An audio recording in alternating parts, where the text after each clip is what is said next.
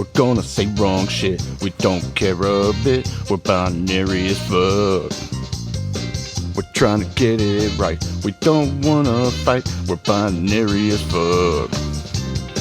No need to call time out. And no need to shout. We're binary as fuck. He, she, guy, gal, dude, chick, pal. We're just binary as fuck. Welcome to another episode of B.A.F. This week, Friday, 4 scenes from Tarantino movies, strong streams, weak streams, songs of the week, news to Mark. But first, we're going to do our Mandarin lesson of the week. Mark's Mandarin phrase of the week. 标记一周的普通话短语. All right. Now let's do a recap of last week. Oh, no. No, that's right. What are you talking about? No, you're on your own after those motherfuckers. That's right. You're right. We usually recap, but no, we don't. Not this segment. I'm saying we usually recap things, Yeah, I'm but not this one. I ain't trying to say this shit twice. You know what I'm saying? I just want to hear you say it twice. All right. This week it is Wa Shu Shu Sha, Red Dawn, Bu Kun, M Fashion.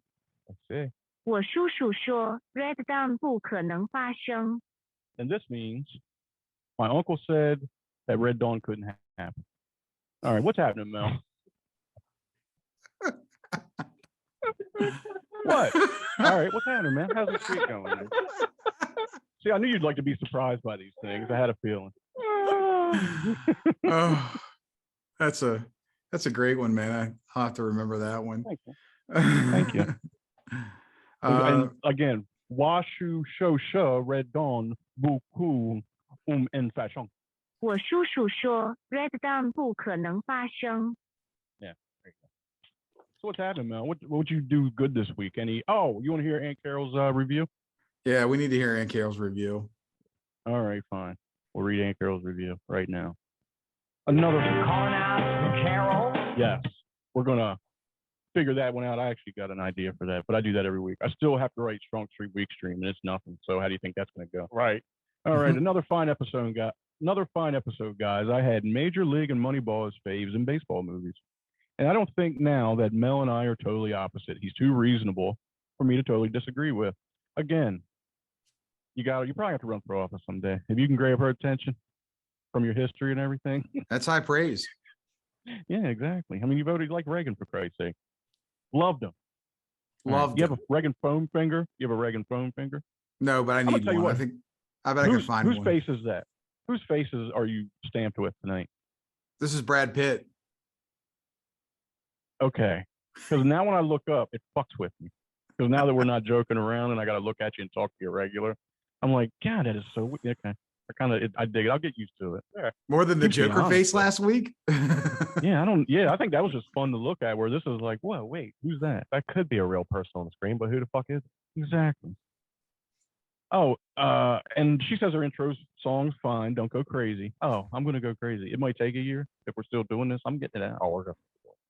And I'm thinking of Beatles song parody. I don't know which one yet. All right. Not many good Carol songs out there unless you go way back to Neil Sedaka. I looked that up and it's your basic Carol, I love you. That's all they did was beg for women back then. By name. That was a whole Neil Sedaka album, wasn't it? I don't know. You tell me. Oh, and she did say, Mel, Groucho Marx was way before his time. He'd make a pretty good political commenter today, she said. When you mentioned Groucho Marx, what was it? Oh, yeah. Johnny Carson. Talk about Dick Cavett, yeah. Yeah, she brought that up. She said, and I love the documentary of Cavett and Ali.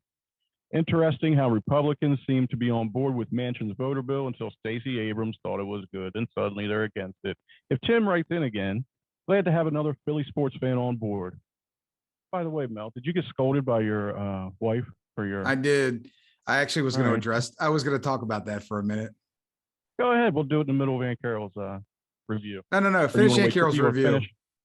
Okay. If Tim writes in again, glad to have another Philly sports fan on board. Embiid has always hurt much like any other player in major Philly sports team history. Very interesting about the trap story of the Civil War. Does Mel know everything? What's the book that he's featured in? Gotta read that. Don't know much about Tarantino movies, but my favorite Schwarzenegger movie is Kindergarten Cop. G-Dub nailed it. Thank you, Aunt Carol. I'm sure I'll be hearing from you tomorrow morning with another review from and Kara, the one and only. I do not So hate what's Kindergarten happening, Mel? Cop. Okay, good. All right, Let's talk so about what your wife said to you. so Mrs. Cooley listened to the podcast last week, and she thought that I came in too hot on Tim. And I What'd you pointed do? out, well, because I debate for the throat. I think I said that last week. And then if I don't get your throat, then I go for your balls. And if I don't get your balls, then I'll swipe your knee just to knock you on your ass. But God so damn. let me try another tact at this. Why China is a threat. Please. So, Mark, Jason, I'll pose the question to you and certainly to the guy sitting there with you. Have you guys ever heard of the Etruscans? No, I know nothing. You get to do it. Do your All thing. right. So the Etruscans you've never heard of. How about Carthage? Have you heard of Carthage? What was that, Greece? In No? between Greece and Rome. I've heard, I listen to enough goofy shit, like historical shit. I've probably heard it, but I don't know in what reference. So it's But one of what those is things where you think you've heard it, but you're not really sure what context, not entirely sure why. And here's the reason why I bring both of them up. Now, Can I take a guess? Go ahead. Are these both like places that were mighty and they got too big on themselves and they collapsed upon themselves through other countries? It's worse than that. In the Etruscans case, here's what happened. So in northwestern Italy, basically on the coastline, the Etruscan Empire grew starting at about 1000. Now, they were a series of city-states, and they were a tribal people because in those days in Europe, you had tribes, and they merged inevitably they merged together. But next door to them was Rome. Rome was a backwards place, not very big. And while the Etruscans had grown into a world power similar to Greece and Carthage at the time, they exerted their influence by basically torturing the Latin League, which is where Rome was located. So the Latin League were the Latin people. And when they invaded Rome, they in essence took it over. And they did it without necessarily incorporating the land into their own. So what they did is they pushed their influence on them by bringing in Etruscans who moved there. They brought their form of government. They had a king sitting over Rome. They brought engineering. They drained marshes, and they turned Rome into an influential Latin League city. So basically, what is right? Yeah. Well, no. What they did is they took all of their knowledge and their technology and they exported it to Rome in order to make them the most influential city in the Latin League. Therefore, they were trying to extend their influence into the Latin League. Now, after a while, the Etruscan kings turned into dicks, and that's shorthand. There's a longer story, but I'll leave it with that. And the Romans decided to fight back. So for the next 250 years, the Romans fought back against them, finally defeating the Etruscans. And Rome not only defeated the Etruscans, they in essence incorporated all of that territory into their own. And so just like that, the Roman Republic was born. Now, the Etruscans were far more powerful than them, far more advanced than them, gave them all of the technology that the Romans then used against them to beat them. And the reason why I tell that story is because, when I look at China, China started at a very different place in 1972 when we opened the doors and created a normalization policy with them. And one of the lesser known stories about China's stealing of IP is their attempt to build an aircraft carrier. In the 1980s, they bought an aircraft carrier from the Australians. But when they bought it, they ended up basically just decommissioning it. They welded the propellers, they stripped it of its military assets, you name it. And so that led to the interpretation that China was never really going to look to build an advanced naval boat like an aircraft carrier. Yeah. Until the 1990s. And in the 1990s, after the fall of the Soviet Union, The biggest threat in the world market was the fact that after the Soviet Union broke up, a lot of the republics, the former Soviet republics, started selling off their weapons, guns, missiles. You could have bought a MiG for like $24,000, that kind of shit. One of the things that they sold in 1998 was the Varyag, which was an aircraft carrier built by the Soviets. It was a Kiev class, I believe, and it was in the Ukraine. Ostensibly, at the time of the purchase, it was supposed to be purchased by a private company in Macau. And the reason they purchased it, so they said at the time, was to turn it into a floating casino and hotel. Time Magazine did a story on this. All of these others talked about how Asia was trying to get into the entertainment business. Now, I was paranoid before paranoid was cool.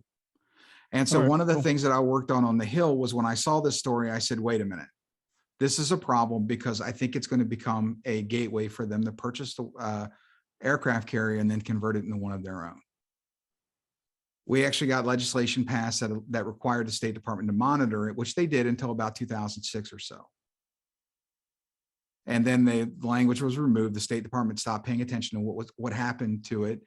And the next thing you know, in 2012, the Chinese launched let me make sure I get this pronunciation right because I wrote it down just to make sure. You need any help? I'm good with Chinese. The Liaoning was the name of the ship. Now, the Liaoning was essentially the ship converted to Chinese technology, electronics, computer system, you name it. And that got the world's attention. What further got the world's attention is that Aircraft Carrier 2, it doesn't have a name, and Aircraft Carrier 3 that came after it, that came after it, were built on basically the same specifications of the purchased technology that they got from the Soviets, technically Ukraine in this case. And they're now in the process of building a nuclear version of this. So in the course of time, the Chinese are incredibly patient. They're very deliberate in what they do. Yeah, really. And they throw swerves at you. So while they may not be stealing our IP today, they've stolen enough that makes them a major threat.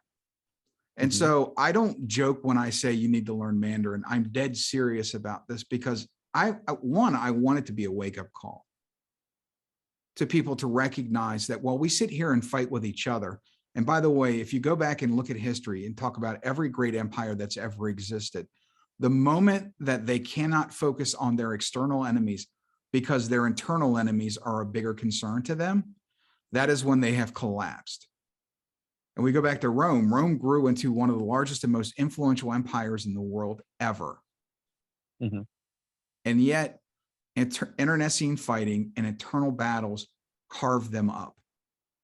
And they lost to the Visigoths, of all things, which were German invaders who didn't want to freeze like fucking animals in Germany anymore and said, hey, we know where there's some warm land. And apparently a bunch of people too lazy, too fat, and too focused on their internal affairs to fight us off.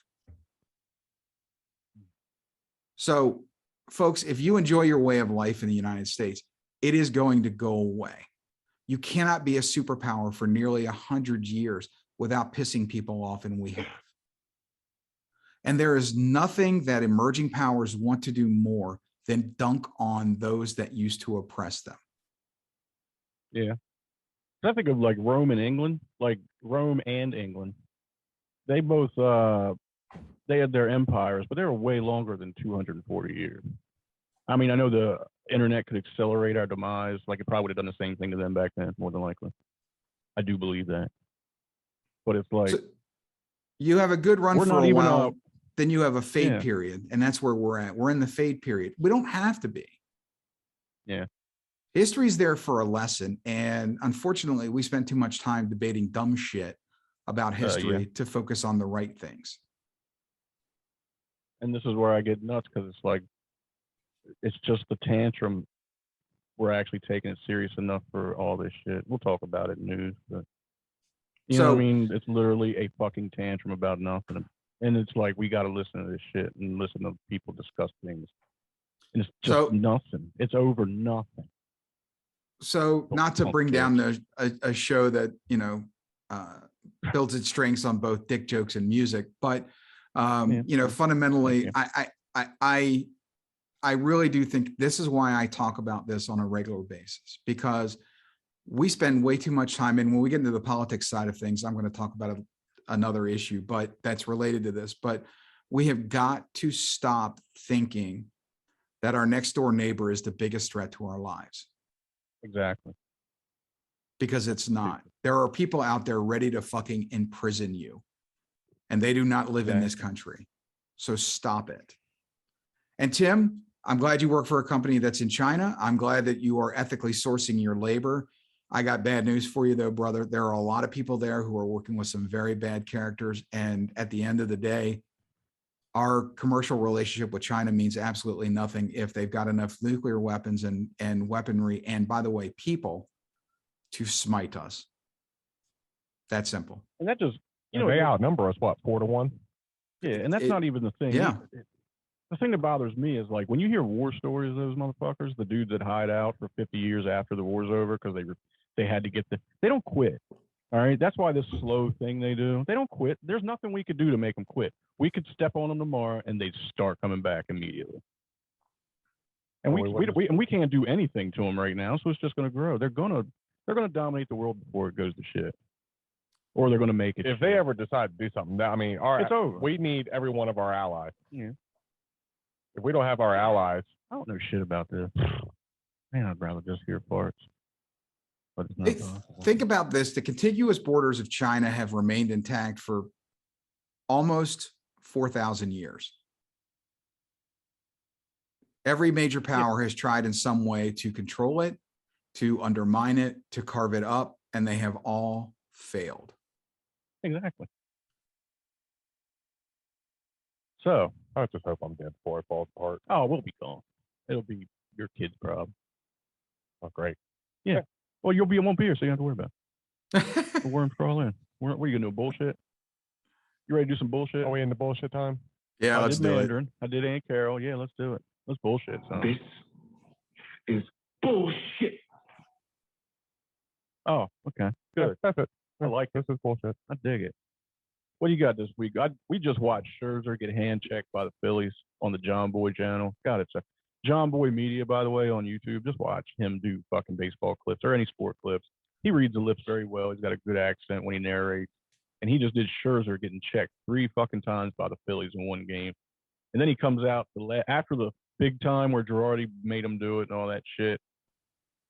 He does it. He strikes the motherfucker out. Then he walks back and looks at Girardi all the way back to the dugout. And then it starts. And Girardi starts yelling at the bench coach of the fucking Nats, who used to be his coach in New York. And they're using their real nicknames at each other, like, fuck you, no, fuck you. And you can hear, oh, it's so good.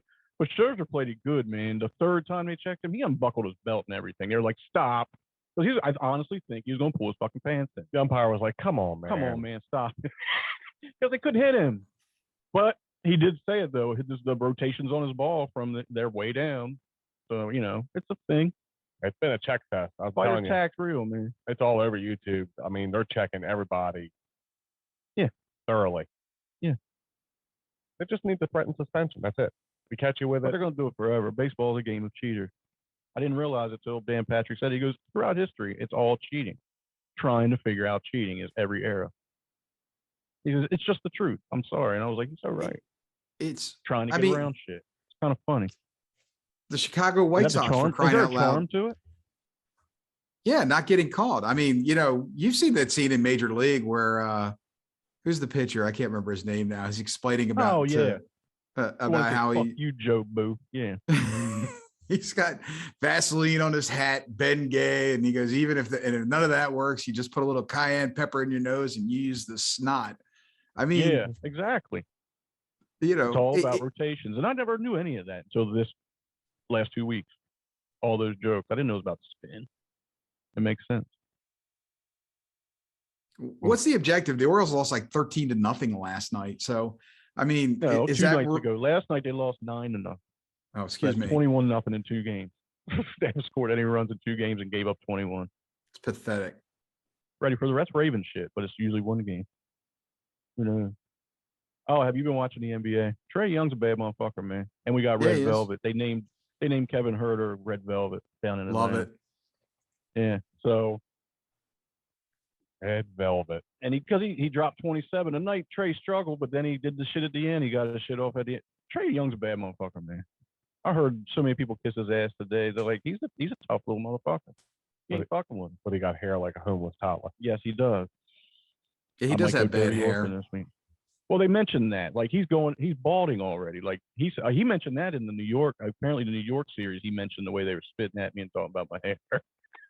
He looks like it must be like a condition. Cut that shit off. He looks like Crack Rock Pookie from yeah, New Jack. From New Jack City. Yeah, Chris Rock was a hideous monster in that. But yeah, like I thought of all the things that his hair was like looks like one of them old rubber baby dolls you find at the bottom of a toy chest. Literally, it's all like you can see a scalp. It's like mashed apart. It's fucking great. But yeah, the NBA playoffs are very goddamn entertaining. I'm not gonna lie. So the Clippers beat the Suns last night or night before? Last night. Oh yeah, last night. Yeah. Paul George finally showed up for a finals game or semi, for the Western Conference he's dropped Finals. Yeah, he's dropped. I mean, he's playing well, but all that missing 2 on the line at the end like that kind of erased all the good he did that game. It doesn't because they wouldn't be there if he didn't get that game he got. But right there, dude, you're not a superstar. Superstars hit those free throws, man. That's just it, plain and simple. You can't miss both. Yeah, because then that dunk or that alley oop at the end would have been a high. Was that not probably one of the most amazing plays I've seen in a very long time in basketball? I watched it real time and I didn't know what happened. I was like, what the fuck just happened? It was so quick. The net barely moved. I was like, what? And now I like because I watched him last night. They didn't win, but his confidence so high, and that's a bad motherfucker. I like getting to learn these fucking kids, man. Is that me? It's a motorcycle outside. Really? Yeah. It came into the mic, I think. I heard it. I think we heard it through our Oh, headphones. okay, good. And then we got have you watched Physical on HBO Max yet? Is it on HBO Max or Apple TV? Apple TV. Oh, Apple TV. I want to watch it. I haven't watched it yet. What is it about? Like, I've watched all 3 episodes, and I don't hate it because Rose Byrne is goddamn gorgeous in everything she's ever been in. From what I can understand, it's like just 80s. But is she obsessed with her body? Is that what it's about? She gets obsessed with fitness. And Rory Scovel's a funny motherfucker. And he's the husband. And he's funny. He's dry funny in this thing. He's funny. That's what I get from the trailer. I haven't watched the show yet, though. Watch it. I mean, it's oddly weird, and I liked it. I watched all 3, no problem. He's an unconscious douchebag. It's really kind of funny. Yeah. So is it just like the attitude of the 80s? How everybody was just into themselves? Because I do like the voice in her head when she's talking to the fat lady, and she's like, I can't do that class. It's probably going to be hard. In her head, she's like, yeah, you fat bitch. You couldn't do it in a million years. And then she goes, you should show up. And I'm like, good God, this is entertaining. So she's in denial. I mean, she's totally in denial about the fact that she's bulimic, right? So she goes on these binges and then she purges and she's done. I mean, she has to rent a fucking hotel room, strips down naked, sits these burgers in front of her, eats like a fucking pig, and then throws up, and then takes a shower and gets dressed again. And then but that's coinciding with the aerobics trend that starts going on out there. Yeah, yeah. And so it opens with her being like in a television studio doing aerobics. So I think that's where we're building to, is her building her aerobics empire. And she doesn't have it, right? Not yet. Okay.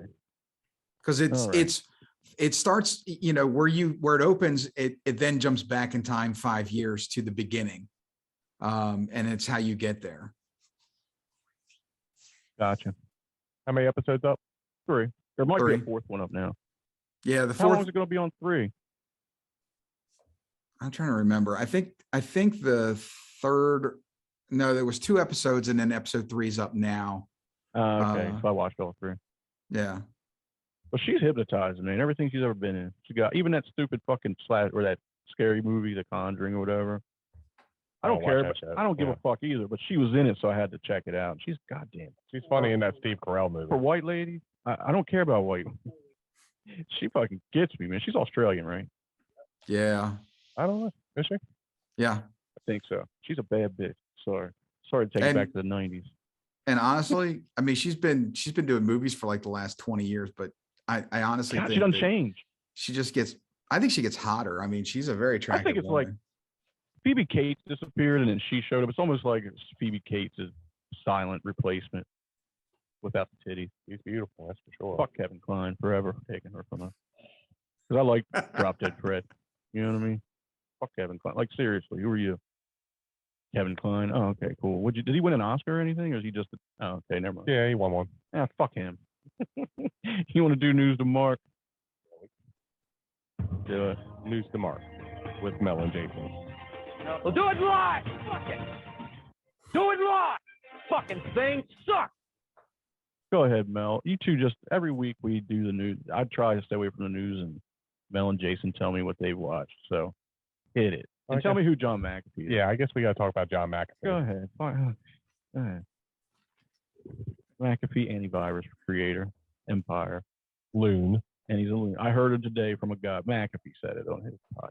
Not McAfee. Yeah, he actually was a fan of his lunacy, so he read all about him, and when he heard what happened, he didn't doubt it for a second. Like, this is the first time conspiracy shit made him go, no. Usually he's all in, like, man, but he said this time, he said, I know too much about this. Were you two the same as me when you heard the news that he had hung himself? That I didn't think the very first thing I thought was, well, the conspiracy nuts are going to go crazy over this one. Yeah, I didn't think anything about it until I heard they actually were, and then McAfee brought it up, luckily, on a stupid sports show, just to say, like, dude, no. He wanted to tell the dummies that listen to him, like, don't. This guy's been on a know about this dude. Yeah, but he's been on a death mission for like the last 10 years. I mean, the guy, he married a recovering prostitute. She was, sex worker. Then he headed off for South America. He was hiding because he was allegedly going to be killed. He ran for president as a libertarian candidate in 2016.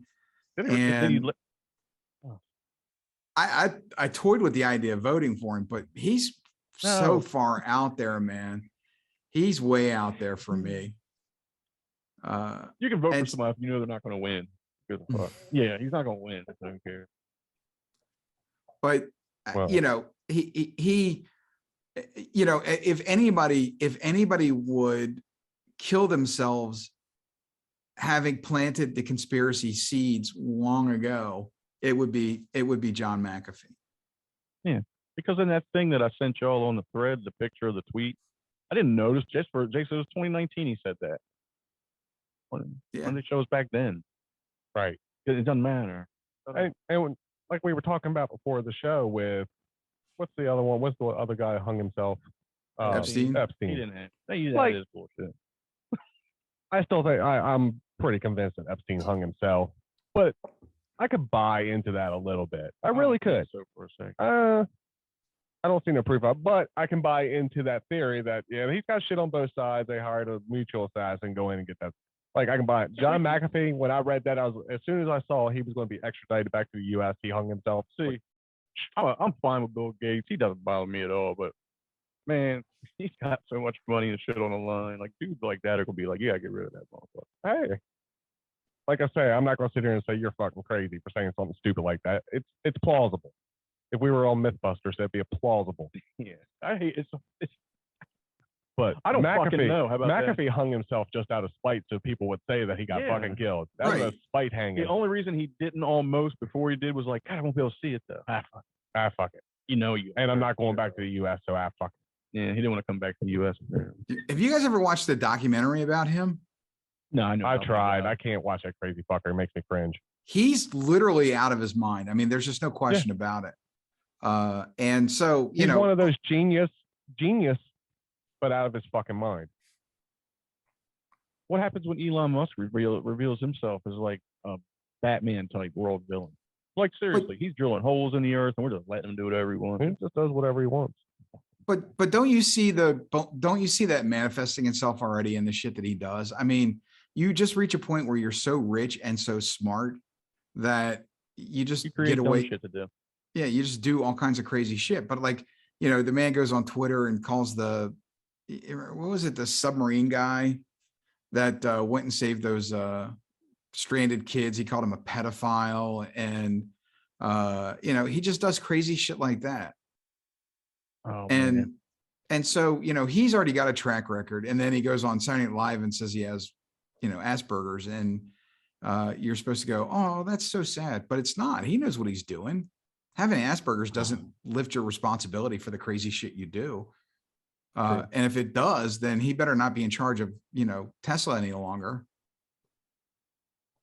I finally looked inside of one of those when I was next to one in traffic. There's no dash anything. It's just a laptop, and it looks like, you know what I mean? There's no like anything that looks normal in it. And I kind of dug it. I was like, it is nice inside of a Tesla. It really is. I like what Rogan said, and because he said it's the strangest feeling for no noise. It's like when you're on a golf cart, but it's not a golf cart, and it's fucking freaky. That thing will throw you back in the seat. They have a station wagon out now. It costs like $5 million, but it goes 1.9, 0 to 60 at 1.9. I'm like, why? Family Truckster does not need to do that. And that's going to be the car in the new Vacation. They made a new Vacation, didn't they? With Ed Helms. Yeah, it was one good. That's another one I think I protested. Like, I'm not watching that. Yeah, I don't know if I believe Ed Helms would shit. marry Christina Applegate ever. So, yeah, or vice versa. What else you got in the news besides John Mackey's crazy ass? Mel said he had something he wanted to. Oh, yeah, I said something earlier too. I don't even know anymore. So officially this week you had the election bill fail in the Senate. HR 1, this legislation passed overwhelmingly in the House, and Senate Republicans basically said no way, no fucking how. And even though they'd reached agreement with Joe Manchin and Kyrsten Sinema, they couldn't get 60 votes to move forward with debate. Joe Manchin agreed to go ahead and vote for debate. Sinema did not vote, and then all of the Republicans voted against it. So this was a 49-50 failure, not a 50-50 tie, because remember, so it was a 49-50 failure on top of everything else. And then, of course, this is my problem with politics today, and that is, democracy is not being robbed from you. Even with all of these crazy pieces of legislation that are passing in Texas and Georgia. And don't get me wrong, there are issues with those bills. Now, today, the Department of Justice. Yes, tell me. I was going to ask. Go ahead. So the Department of Justice announced today that it was filing suit against the state of Georgia for the Voter Integrity Act, I think is what it's called down in Georgia, something like that. And basically arguing that it violates this, the Voting Rights Act, and which is premised on the idea of the 14th Amendment that everyone has equal access to the ballot. And that's honestly going to be a more effective way of beating back some of this stuff, because what you don't want is, the inconvenience of our country is the Constitution. And when Republicans stand up and say, okay, the problem with this legislation, first and foremost, not the only issue they had, but one of the issues they had, is that this is now imposing on the states how they're going to structure the elections, when the Constitution clearly defers to the states to run the elections.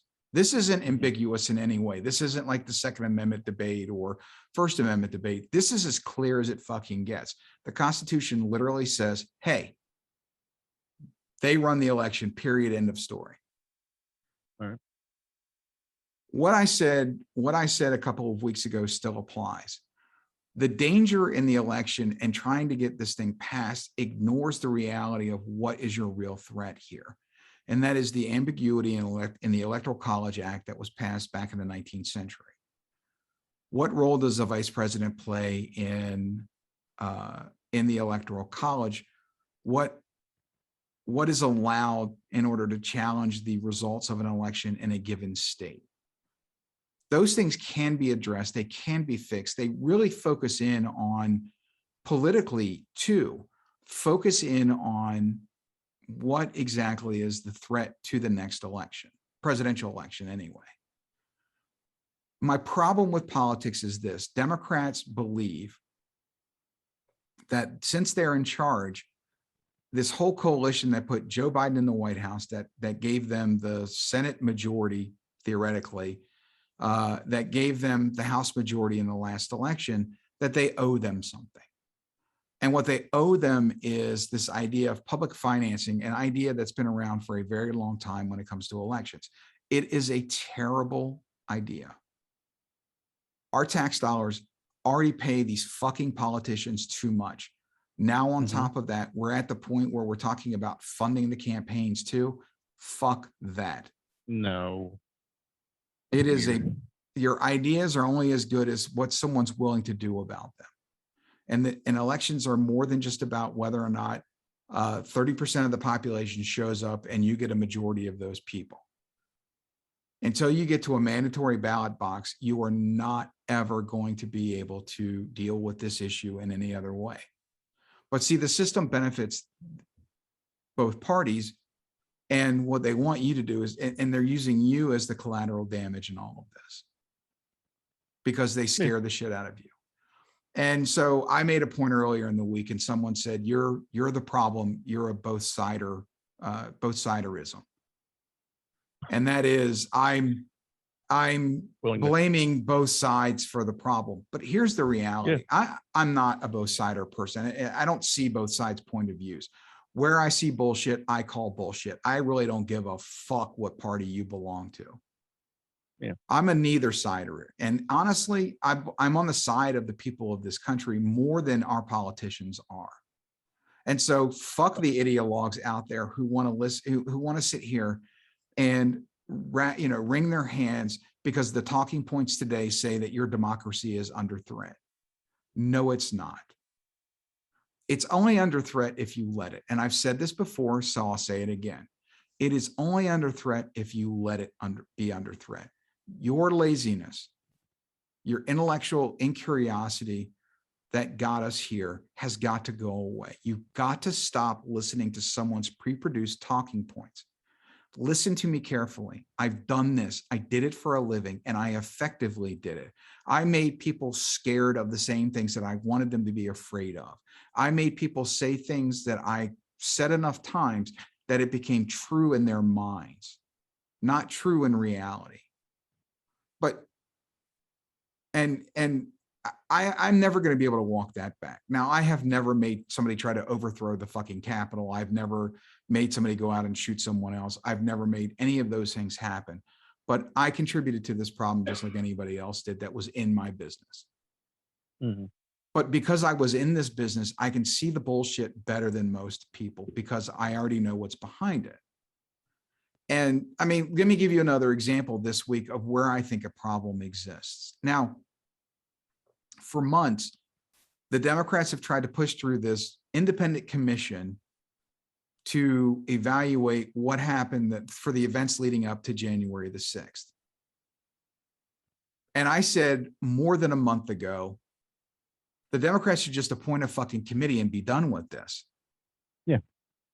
And guess what? What they spent the last 6 weeks doing is scaring the shit out of you, not doing something, right? They wanted to scare the shit out of you. Oh, the Republicans want to hide what happened, or they contributed to it. The problem is that no one wants to get to the truth part of this because that takes the issue off the table for both sides. So weird. Well, they wanted to make a talking point out of it, and now hasn't Pelosi? Now aren't they putting the committee together? Yeah. She's announced just yesterday that there's a select committee coming. We're in the Wizard of Oz, guys. Here's what I hate about the Wizard of Oz. You go through that 3-hour drug trip to get to this very talking point. When Dorothy says she wants to go home, by the way, she didn't make that a fucking secret. She pretty much talked about that the entire goddamn movie. The whole fucking movie. Now, the first witch she met was Glinda the Good Witch, who shows up with a bunch of fucking munchkins around, and Dorothy has just killed the wicked. So I'm told. She's just killed the Wicked Witch of the East. That bitch is laying underneath the house, and she's got her ruby red slippers on, and Dorothy puts them on because she's killed the witch. She gets the shoes. We don't find out until she goes to the Emerald City, almost dies at least a dozen times, has to meet a fucking scarecrow, a lion, and a tin woodsman, meets a fraud serving as the wizard, and has a bunch of flying monkeys try to murder her until she finally kills the Wicked Witch of the West, at which point Glinda drops a nugget on her that makes me hate the entire fucking story. Okay, what is that? You had the power to go home all along. Oh, Jesus Christ. Just click your heels together with your ruby red slippers, and there you go. Well, remember back when you murdered the witch and the other bitch was going to come after you and murder you? Bitch, you couldn't tell me that then. You told me I had to follow that fucking road. Why didn't you smarten me up then, you dumb bitch? Like, well, I figured on the walk you would accidentally click them 3 times and it would all be over, but you didn't. You're very short-footed. So I am in this scenario, I am Glinda the Good Witch, because I told you that Nancy Pelosi had the power to solve your problem all along. She chose not to do it. Yeah.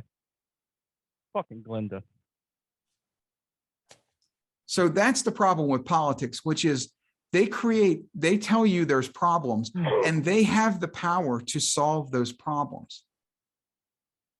So for the last 6 weeks, we had this committee seated, investigating, doing the job.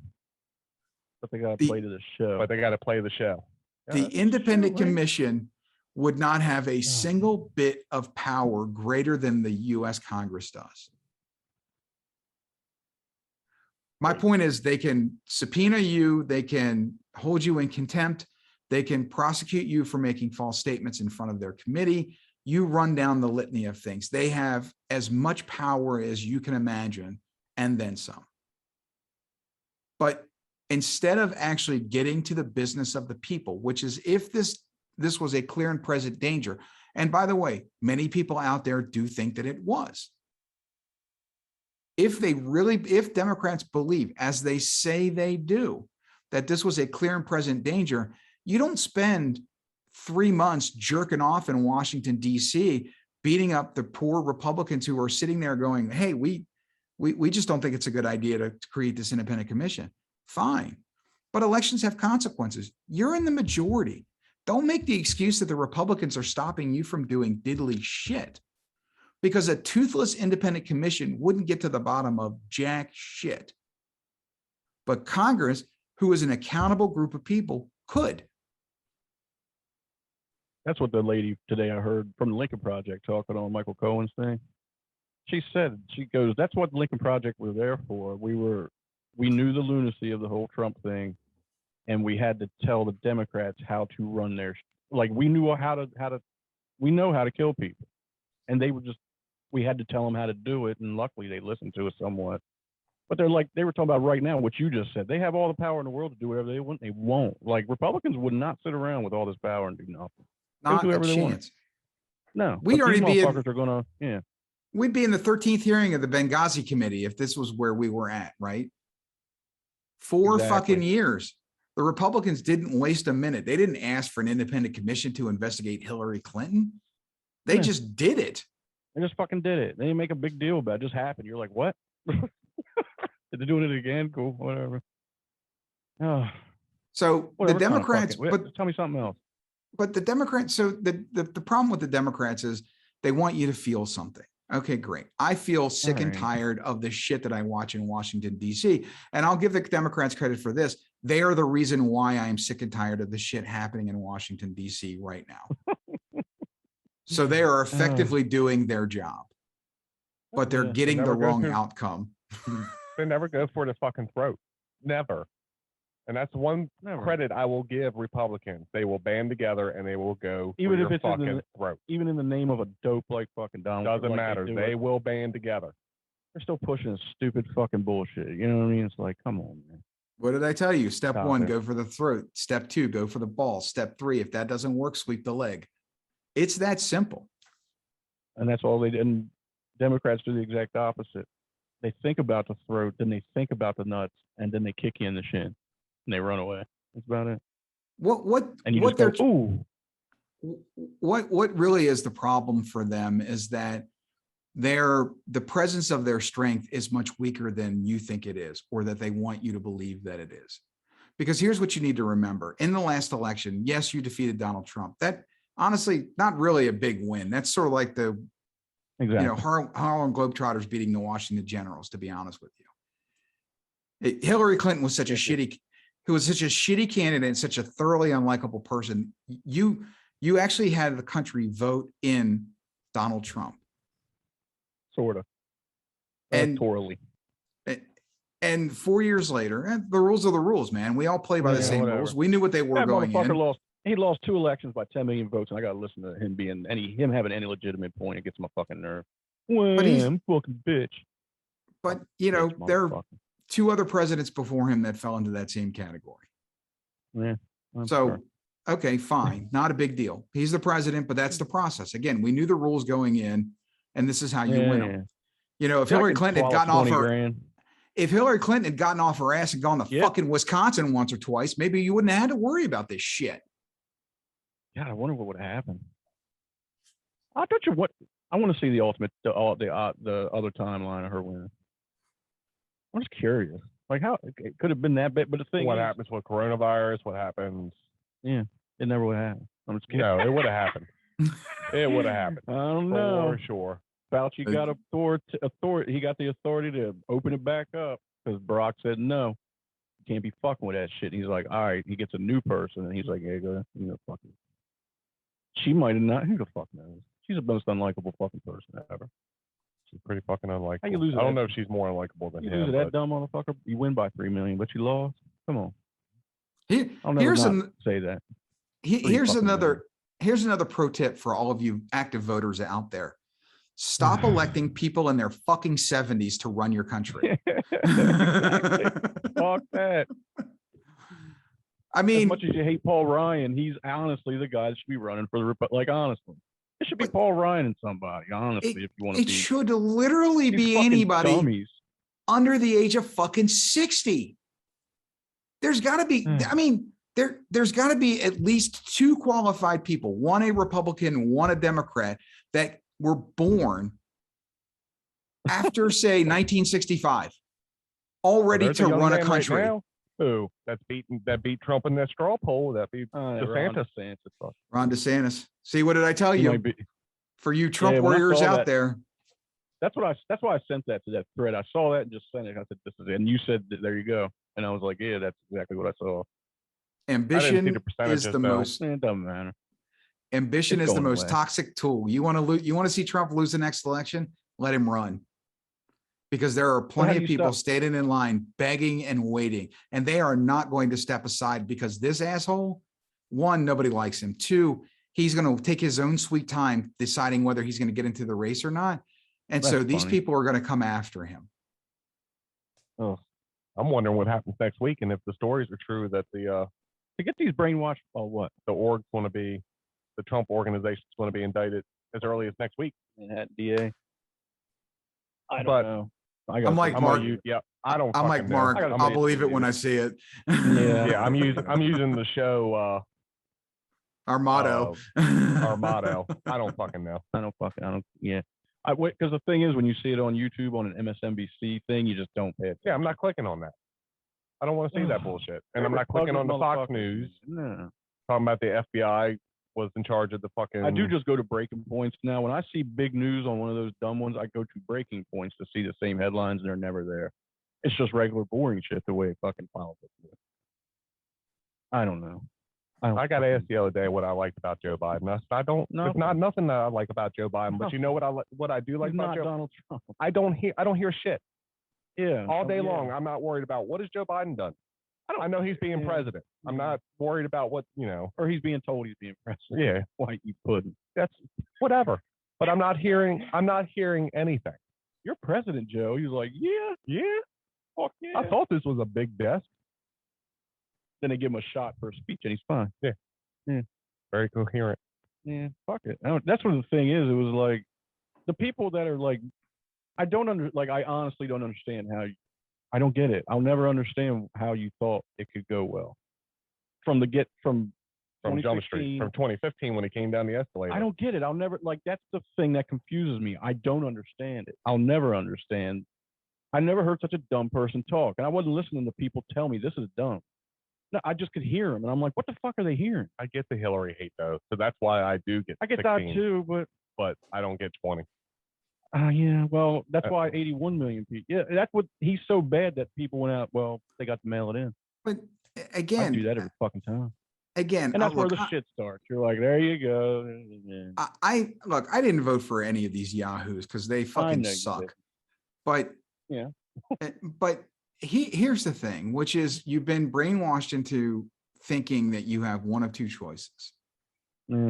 And then you've got to look at the two of them and go, this guy's going to, this guy represents, whether he does or not is irrelevant. This guy represents defund the police. This guy represents, China creeping into our lives. He's pro-choice. He's going to take our guns away. He's going to do all of these things. And it doesn't matter how bad this guy is because you already know his worst, right? He's been president for 4 years. And you already know his worst. And you're just thinking, okay, fine. I don't like his Twitter account either. He's an asshole. He's self-indulgent. But you know what he's not going to do? He's not going to take my guns. He's not going to allow. Nobody's ever taken guns. That's the funniest fucking argument ever. He's not going to allow. But I can't justify why people think the way they do. I can just tell you this is how they think. You can think like that without being like, it has to be true. I don't get it. I'll never understand it. But let me go back to a point he made earlier. He was talking about the Justice Department getting involved with the Georgia election laws. Yeah. That'll be the new talking point, though, that Biden's using his Justice Department to influence elections in Georgia and all these swing states by challenging these election laws. He won't figure it out on his own. It's not telling him. He's like, yeah, I'll do that. But that's what they'll say. Yeah. Well, now he's going to use his Justice Department for his own benefit. He's honestly going to have to get caught with his dick stuck in a child's asshole on camera live, and then maybe they might say he's a bad person. I've never seen anything like this, man. No. They could walk in a room while he was murdering somebody viciously while titty fucking him. Like, think of anything, and it would be like, oh, it's made up. That's FaceTime, or whatever it is. It's that stupid, especially in these areas. That's what I'm saying. That's the point I was getting at. If indictments do come next week, doesn't matter. They're not going. It don't matter. They're not going. I mean, because he'll go, it's the witch hunt. It's a witch hunt, and he'll have just as much support as he did before. All right. But what about Giuliani getting suspended? Go ahead. This is so. Now I'm going to go back to this. So what is the byproduct? What is going to be the byproduct of this Georgia lawsuit? Here's what you're probably going to get. Brian Kemp was declared to be too soft for Donald Trump. Now he's been put in a position to defend in court a piece of legislation that Republican voters wanted. So now what you've done is you've ensured that there's no tense primary for Brian Kemp in Georgia next year when he runs for re-election. Second thing is now while time is the biggest enemy of anybody in politics. So, and this is the point, which is sooner or later, you have to stop thinking about Hillary and start thinking about 20. Ugh. Trump never did that. It was always Hillary. He'll be bashing Hillary tomorrow night at his fucking campaign rally. Trust me. But what's up with all this? Oh, go ahead. But what's going to happen is you're going to have a fracturing of the party. Trump can't keep it united because there are too many other people who need to break loose from where they are to go to where they want to be. Whether it's they decide to run for the Senate, whether it's they try to run for president. Ron DeSantis is running for president. Listen to me carefully on this. It doesn't matter whether Donald Trump runs or not. Yeah. And so what's going to happen is he's going to have to bash him. Like it's going to be easy. Yeah. I'm surprised he didn't start bashing him after that straw poll came out. I want to, you know what? Make me like you because you can do that if you say that shit. I'll be like, cool. So psychologically, Trump can't hold on to his base. And that's why I think Democrats need to chill the fuck out about how he's some sort of clear and present danger to the country. He's not. I know. They He's laughed just off the straw poll win. I'm not even kidding. They laughed it he's a off like sad no. old man who, I mean, Jesus, his closest advisor just quit 2 weeks ago to go work on a social media company that that's going to be a big joke by the time they actually get it done. Who's that? Miller? Jason Miller? Yeah, Jason Miller. And he's dumb. I'm sorry. I'm not. He's just a con artist, and that's it, man. When you hear enough people just say it, he lies like you breathe. Never forget that. That don't take a smart person, man.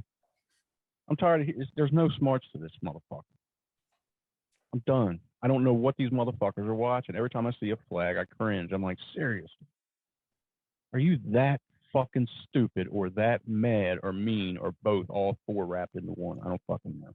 But his power doesn't come from the people who like him. His power comes from the people who hate him. Thank you. Exactly. And I know that, and I still get the fucking nerve. I gotta let me give you the Howard Stern. You the Howard Stern reminder from Private Parts when they're talking about the average listening time of people who like Howard and people who hate Howard.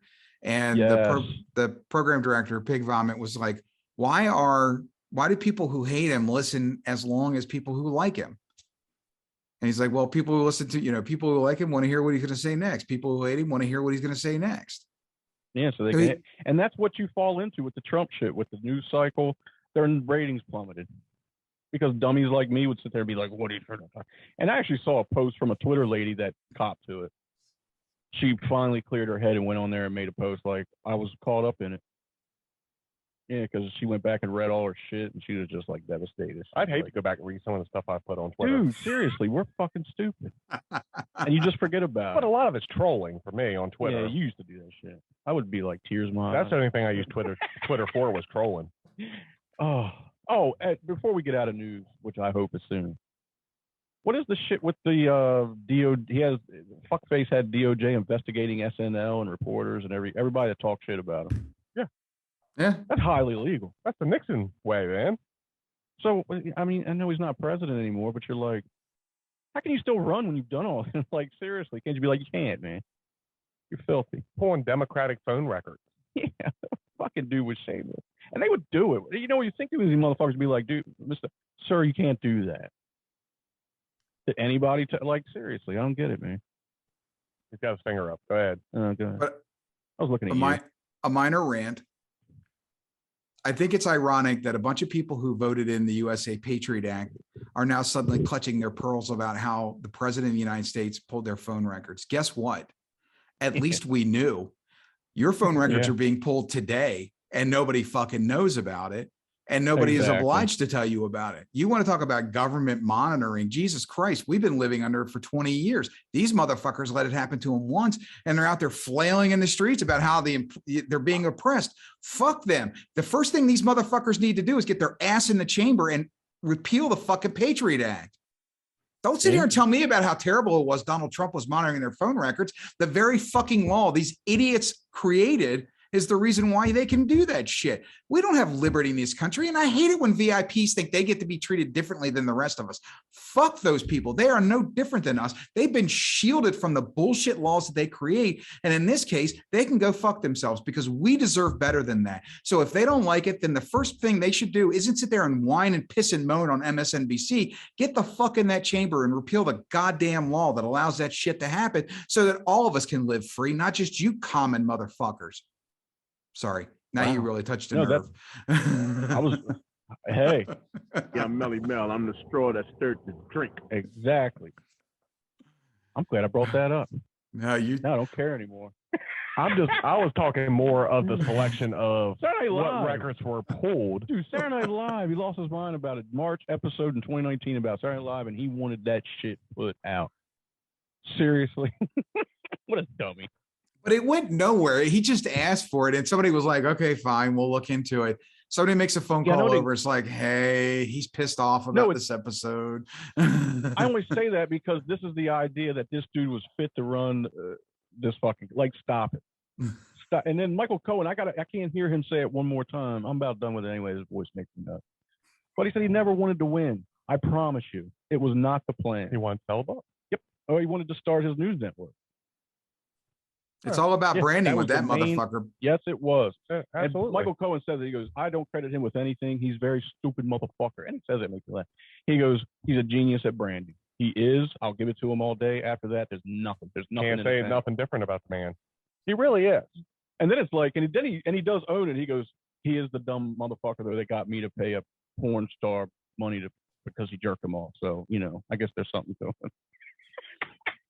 He goes, that's why I got 5 more months in my house. And I was like, yeah, there you go. Oh. Anyways, that's to say pull his pecker. And I'm like, okay. You're talking to like government people and you're saying pulling his pecker. Can we go to fucking strong streams, weak streams? Unless you have anything else, Mel? I was going to talk about Britney Spears. Oh, do some Britney Spears. What about her? So she's been under this conservatorship now for like 13 years. And admittedly, she was a little off her balance back in the day when after she got divorced from Federline, I'm sorry, after I watched that whole thing, man, the media made her insane. She was a nice, bouncy little kid that dealt with them for about a year until it got stupid, and they made her the stupid person she is. I truly believe that. I watched it happen on that thing. She acted out, and I think that gave people ammunition to take control of her life, because that's what happened, right? She became an adult, and all of a sudden you couldn't control her life anymore. And so her father and some other people decided to exert their will and take over her life. But there's no justice in this country if for this long someone could be gainfully employed, and the fact that her income pays her father a bigger salary than it pays her, forces her to have an IUD so that she doesn't get pregnant again. I mean, that's judicially approved oppression is what that is. And no one can explain to me why. Throw the dancing monkey on the stage for the paycheck and then keep her in the house and keep her subdued. Fucking white people, man. There's Trump and now this. There's if just that judge doesn't rule in her favor. Yeah. What? Yeah. I mean, she had a hearing to end this conservative, whatever they call it. What is she, like 40? She's like 35.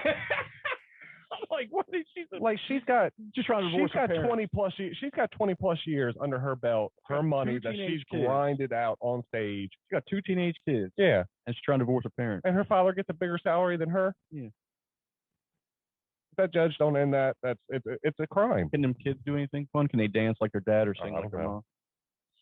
Or they can do them both? My God, they can start a boy band. Britney's Boys. It's alliterative, everything. Okay, but let's compare just for a minute.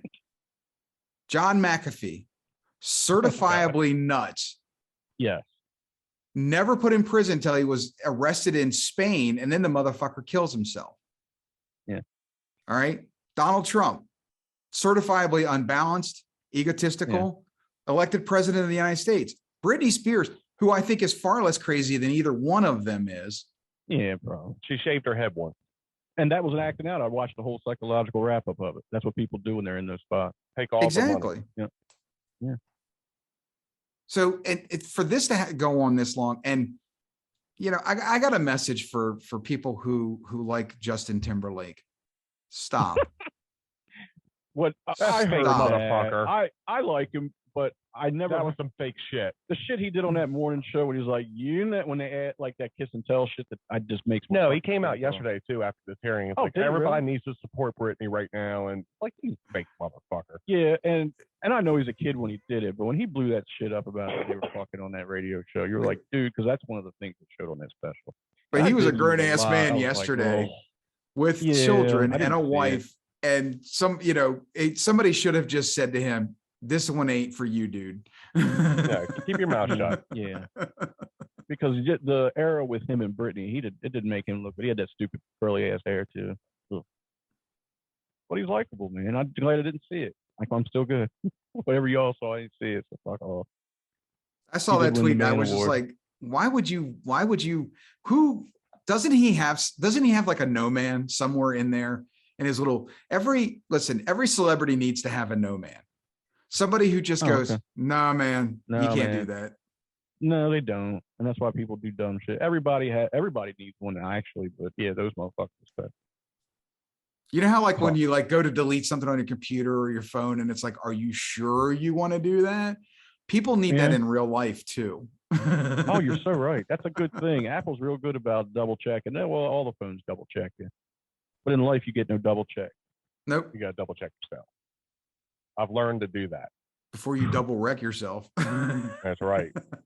Very good throw in there. Very urban.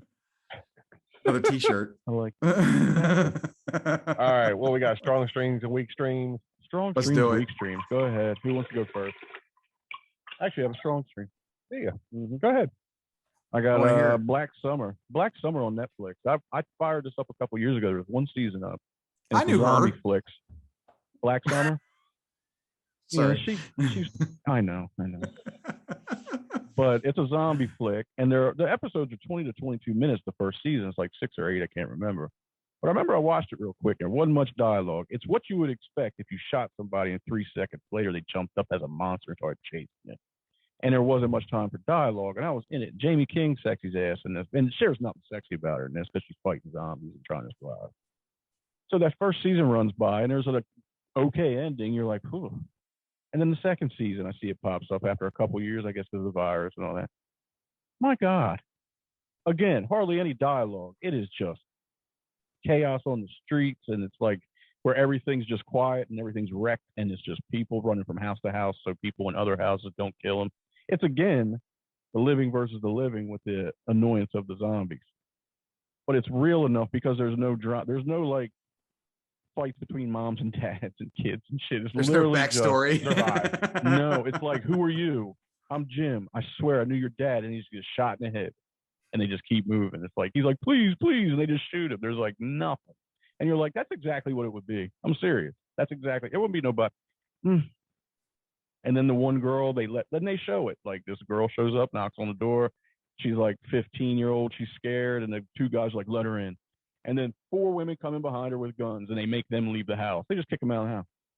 And I'm like, see, but you only got through 2 episodes. I think there's 8 or 10. It might be 8, but they're 40 minutes, which is a little tougher.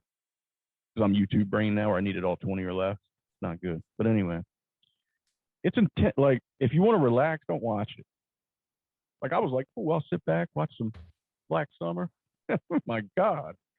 I was waiting to get to the end of the second one just so I could stop it for a few days. I was like, good Lord. And this is what, Netflix? Yeah. It's good, man. It's like I said, there's not much dialogue. It's just literally survival. And it's what, 2 seasons now? Yeah. First season's easy, 20-minute episodes. Second season, like I said, I got through the second one. It's so heavy. You just got to stop. All right. But I think they're going to get into some politics in this third episode of the second season, because now they are running across clans of people that are sticking together. This is where it's going to get tough. Right on. All right. Who's next? All right. I got 2. Look at you. And they're both for your Aunt Carol. Oh, you really? Yeah. What, shows? Yeah. Well, Amazon has had the deal week this week on their apps and stuff. So they had a whole bunch of apps that you get for like 99 cents for 3 months. Yeah. So I got a whole bunch of them. And one of them was PBS documentaries, because I like docs. And they had 2 documentaries with Dick Cavett during the time he was on. One was Dick Cavett's Vietnam, and the other one's Dick Cavett's Watergate. Were they good? And it's, just what was going on his show during those time periods and how he addressed them. Really? And Nixon's, referring to him on the tapes, and very interesting stuff. Oh, shit. So over the last couple of weeks since we've done the talk shows one, I've gotten into YouTube looking at old talk show, and I've watched a shit ton of Dick Cavett, and he was good. Was he really? Very, very good. Good. So that's for you, Mark Sack Carroll. Yes. You can call her Aunt Carol if you want. Yeah. Dick Cavett will Vietnam. Dick Cavett's Watergate. You can call her Aunt Carol, but she's not. She's not my aunt. Exactly. She's your aunt. She's my coolest aunt. Right. Gotcha. So there we go. I didn't know That's my PBS strong had a documentary streaming channel, man. It's a on Amazon Prime Video. It's one of the channels that you can subscribe to. How about that? Tons of docs, tons. There's so much Reagan shit on there. You'll be fucking creaming your pants for days. Good or bad? Good in both. I haven't watched Harley yet. I haven't watched all of it. You know what? After watching, what was I watching? The physical. Yeah. it was Reagan bashing again. And I'm like, man, Showtime. And it's like Viacom. The people that were the artsy people that run Viacom, I guess. If it's set in the 80s, they're going to bash the shit out of Reagan. They do. And I Yeah. thought about and when I told y'all to watch it, you know, I was like, that's what they do on these shows. Viacom, man, especially hates this motherfucker. It's a double whammy because it's set in California. So, you know, when Reagan was president, he'd left the governor's office, 10 years before or 6 years before. So, you know, he was fresh in their heads anyways, being governor of California. So they already hated him, and then he became president. So they hated him even more. Right. But this PBS Docs channel, I mean, you think of president, there's a documentary. You think of an event in history, there's a documentary for it. Shit, say no more, man. You got me sold. It's got every Ken Burns. Oh, no shit. You know what I think of on there. Did you ever watch Unforgivable Blackness? No. Please watch that. That is Jack Johnson documentary. It's like 6 hours or maybe 4. I don't know how long it is, but it's fucking good. I don't like Unforgivable Blackness. No, man. You don't like Bubble Toes? Man, I didn't hate Jack Johnson until our drummer friend said, you know, every album of his just sounds like one long song. And I was like, no way. And then I listened to like 3 songs in a row one day. I was like, I'm done. It's true. It does. It's just he's like painfully happy, and all songs are just like, I'm happy, I'm good looking. And by my songs, you know I have a big dick. Next, I'm still happy, I'm way good looking. That's just all it is. And that Colby Calais, she's the same bitch. Tickle my toes. They're all just happy people. What is Jack Johnson? I don't even know what race he is. Not that it matters. He's Hawaiian. Probably Tulsi Gabbard's nephew, if that's the case. I like that son of a bitch. He's a biracial angel. Exactly. What you got, Mel? I got 2. We talked about Physical, so I'm not going to talk about that again. It's a good show, though. Give it a watch.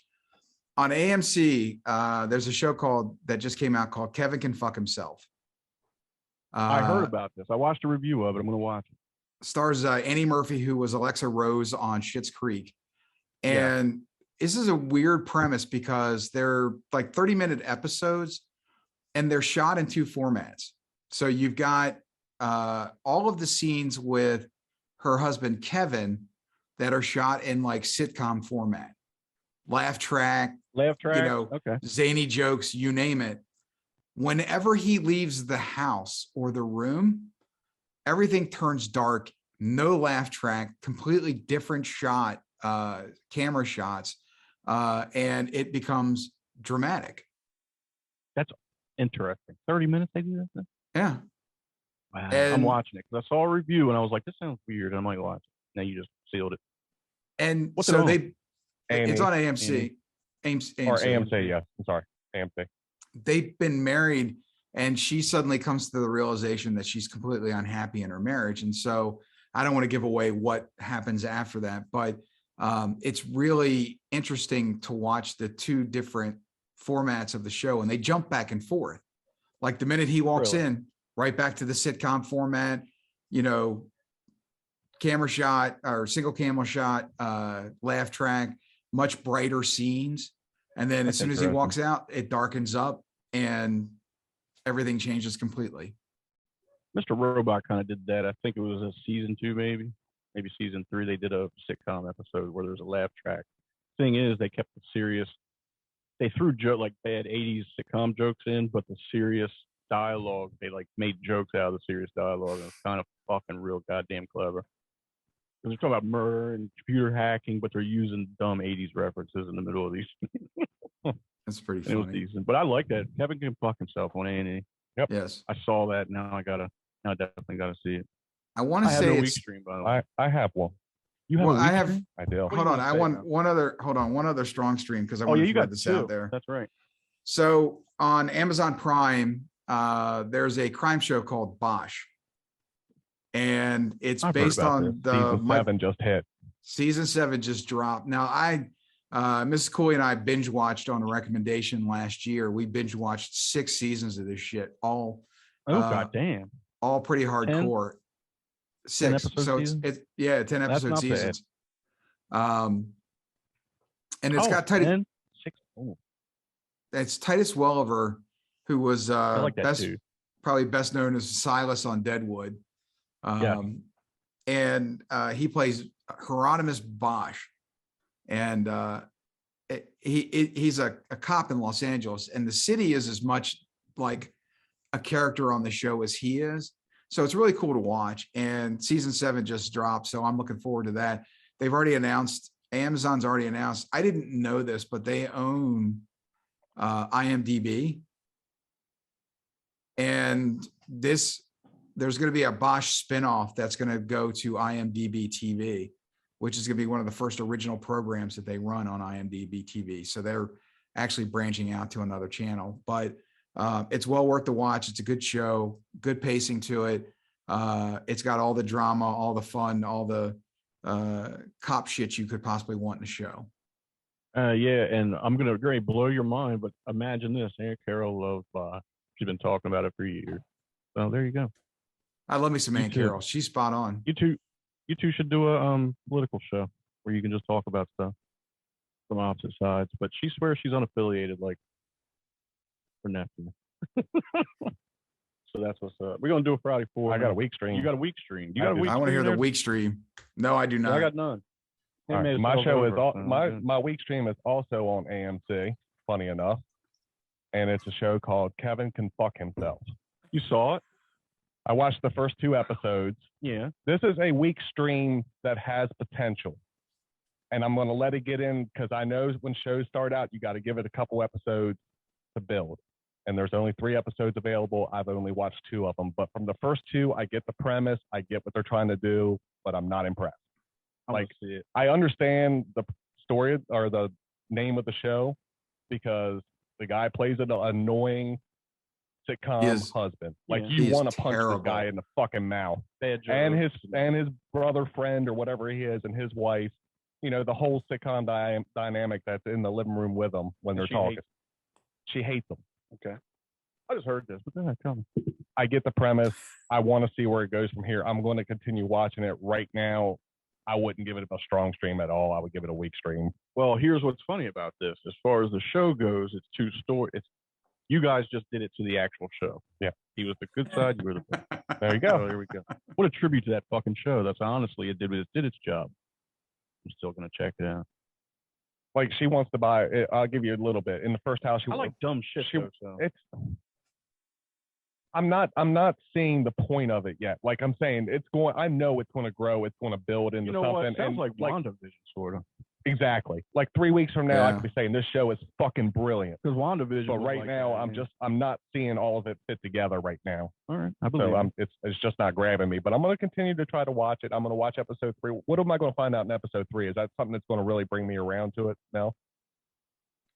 I don't know. If you didn't like the first 2, I really do think the plot progression. I get the WandaVision comparison makes a lot of sense because the plot progression in that show for the first couple of episodes really wasn't what you expected it to be, and then all of a sudden you started getting it, so that's what's going to happen here too. Is that I think the plot progression, because it gets more and more involved in the plot that you're after in the first season. And like I said, I don't want to spoil it. I want people to watch it. So that's cool. And I think another reason I give it a weak stream right now is because it's got so much press and kind of like hoopla just because of the name of the show, and it's her coming off Schitt's Creek and all that shit. So it's gotten a lot of push, and I'm hoping it builds. I really am. It is an interesting premise. It's different in the way that it's structured and the idea of the show, because there's a show within a show is basically what it is. Like I think of when I watched it, I thought of like what Raymond's wife was feeling when she walked off camera. Mm-hmm. Yes, and on Everybody Loves Raymond. Oh, okay. What Deborah's feeling. Really? Yeah. But it's just so not. When he does a dumb, and she's like, "Oh, Ray, you're so stupid," and gets mad, and then she walks off and breaks a damn dish and lifts her hand open, and the kitchen. Fuck the neighbor. I'm gonna fuck the neighbor right now. The kitchen's dark and dingy, and yeah. all of those are good. All of those are good theoretical scenarios, which would make you think this is why you want to watch this show, though. That's what it's got going for it. I just want it to gel. All right. What? Anybody else got a week stream? You don't have Handmaid's Tale this week. Yeah. Well, I was going to throw Handmaid's Tale in there. That's my perennial week stream. Okay. Do it every week. I understand. Believe me. Because next week we're gonna have to see June Osborne in a fucking ghillie suit, hiding in a fucking pasture, trying to save her goddamn kid. You know, shit like that. It's gonna be annoying again. Oh, another strong stream is the Halloween Kills trailer that Mark let me watch when I got here. I can't wait. It was pretty good. I never saw anybody use a metal saw before to cut somebody's face. I know, that's pretty impressive. A fireman at that. A fireman. Why? They're trying to save his life. Turned it right around on him. Anyway. So the full trailer for that's out if you're interested. If you're into the horror thing. I'll be checking that out when we're done here. Oh, yeah. All right. Friday 4 time. 1, 2, 3, 4. 1, 2, 3, 4. 1, 2, 3, 4. This is only an exhibition. This is not a competition. Please, as always, ladies and gentlemen, no wagering. Every week here on B.A.F. podcast, we do a Friday 4, which is, it started with the Mount Rushmore, and we're like, fuck this corner, just do the Friday 4. And every week we pick a topic. And this week's topic is Quentin Tarantino's scenes in movies. Not the movies, the scenes that we like most. There's way more to pick. Tough. I had my first couple easy. 4 was so hard because I had 17 I just wrote down off a list that I loved and I watched. And I was like, but I had my 3. But then the 4 was my hardest because I just threw it in there. It's just so fucking perfect. Classic. I know. Nonsense. There's so many good ones. Like, but I'm a conversation guy, so number 4 isn't conversational, which really throws me off. It's going to be interesting what everybody's are. Because in my opinion, you want to watch good dialogue, like movie scenes with good dialogue. They're fucking Tarantino movies. All fuck. You don't got to see the movie. You can walk in on a scene, watch it. And that's kind of what we discussed last week when we were talking about this. It wasn't going to be the fight scenes or the action scenes for us. It was going to be the dialogue. It's the dialogue. So fucking good, except for my number 4. Okay. Yeah. All right. Mel, lead it off. Get it started. Yeah. Set the tone. Set the bar. Here's the problem. If this had been the Friday 10, I don't think I could have narrowed this down easily. It was tough. It was so hard. It was impossible. But for me, so the way that I pick these scenes are really just it's